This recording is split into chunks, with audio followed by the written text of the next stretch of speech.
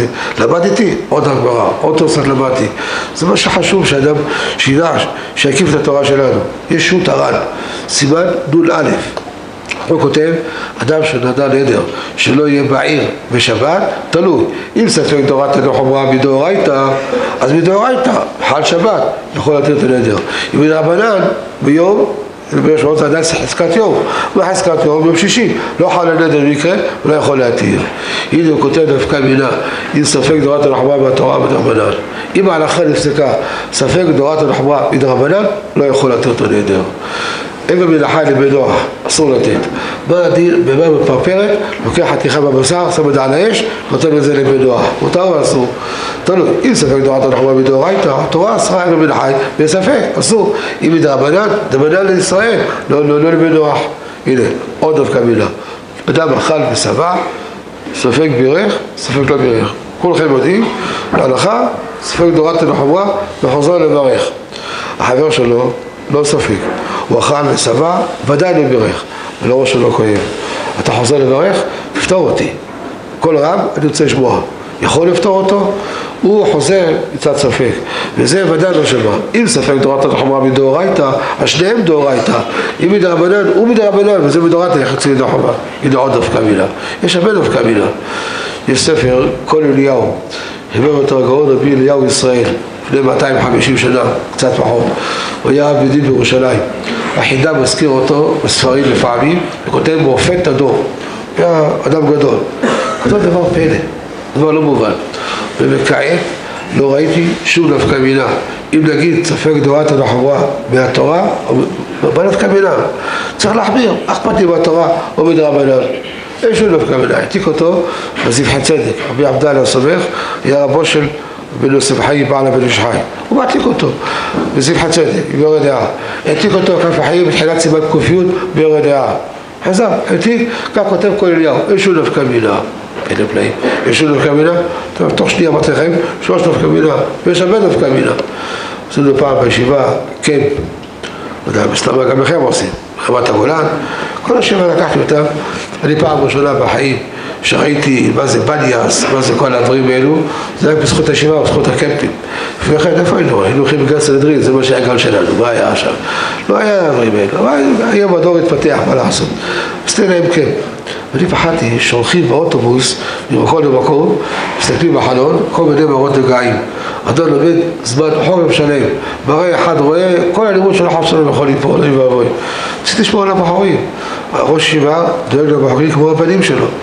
נוסעים באוטובוס, לקחתי את הרמקול, נסעתי איתם באוטובוס. זה 20 שנה, 25 שנה. הייתם באוטובוס, שאלתי אותם שאלות ברמקול. אמרתי רבותיי, מי שיגיד לי דווקא מילה, אם ספק דאורייתא דחומרא מדאורייתא או מדרבנן, קבל 10 שקלים.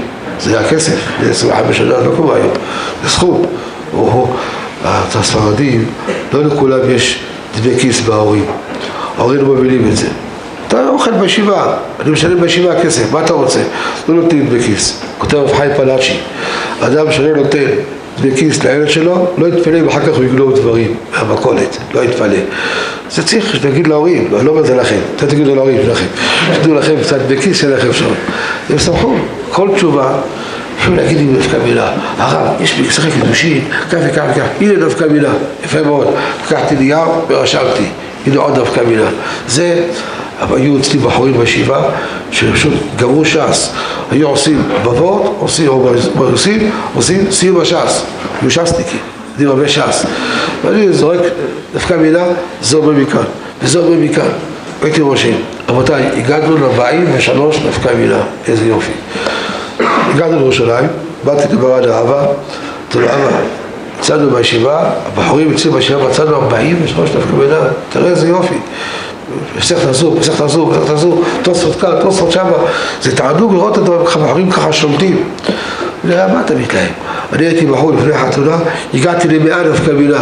טוב, אני אעשה 43 דווקא מילה, 100 דווקא מילה, מתי יגיעו מעשה למעשה עבודה? ישבנו אחר כך, כתבנו, הגענו גם כן ל100 דווקא מילה. שימו לב, כותב כל אליהו, אין שום דווקא מילה. לספק דאורייתא דחומרא מהתורה ומדרבנן. אין דווקא מילה.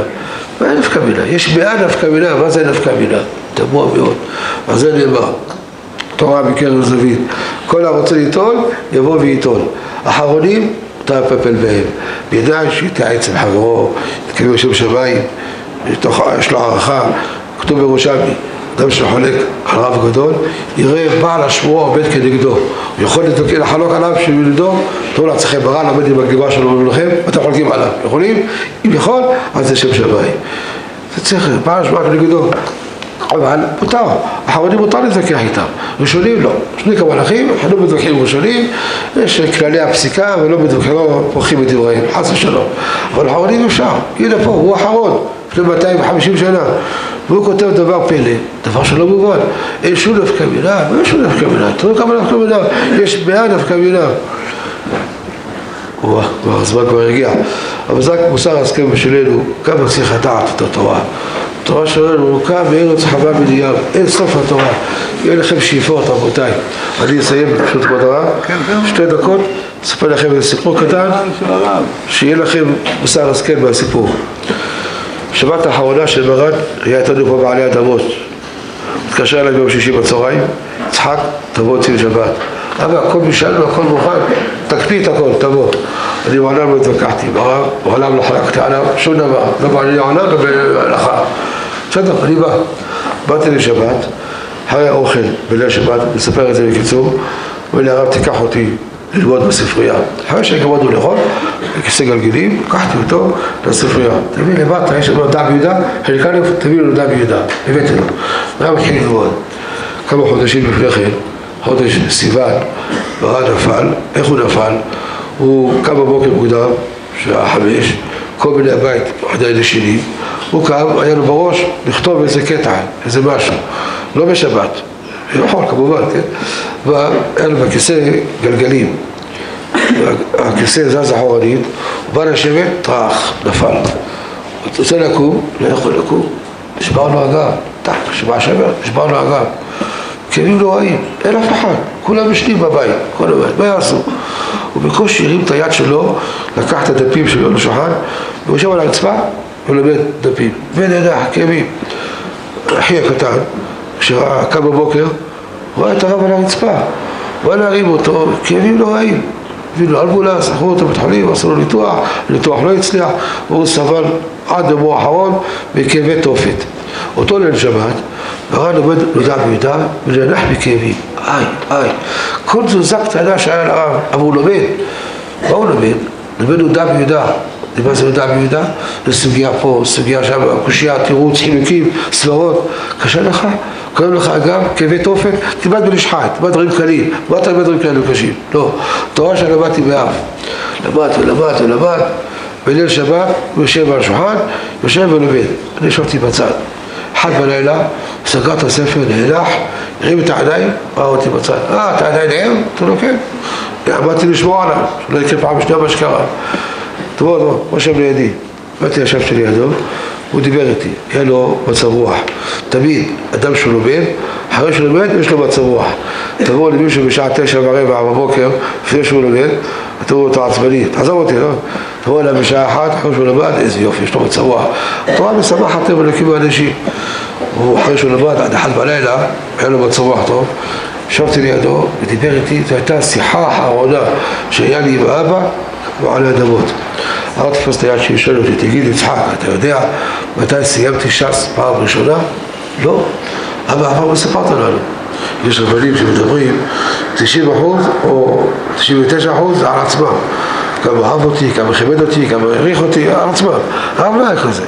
לא יודע. אבא, תגיד לנו, מתי סיימת ש"ס פעם ראשונה? כמה דפים זה הש"ס? אתם יודעים? כמה דפים? 2000 מה? 2700 ו... יפה מאוד, סיימת כבר, ברוך השם, טוב? אמרתי לו, אבא, אני לא יודע, תגיד, מתי?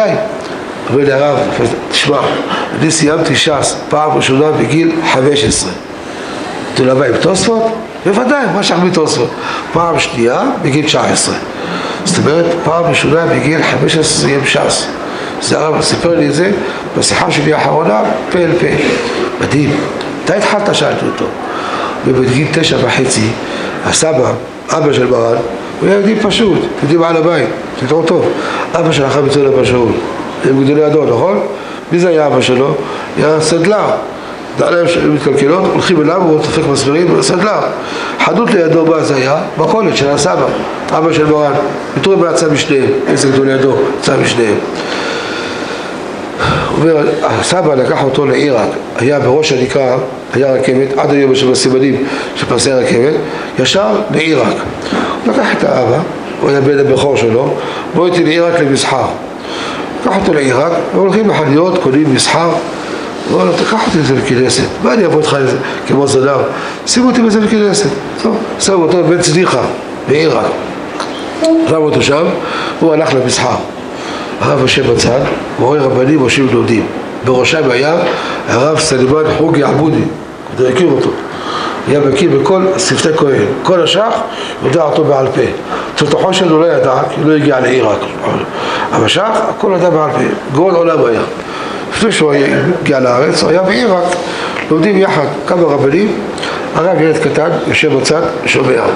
והנה, הם הגיעו לסוף העמוד, כאילו להסתבך. איך זה? למה למדנו לא ככה? מה? הרב ילד קטן, סליחה, אפשר להגיד משהו? כי ילד, מה אתה רוצה?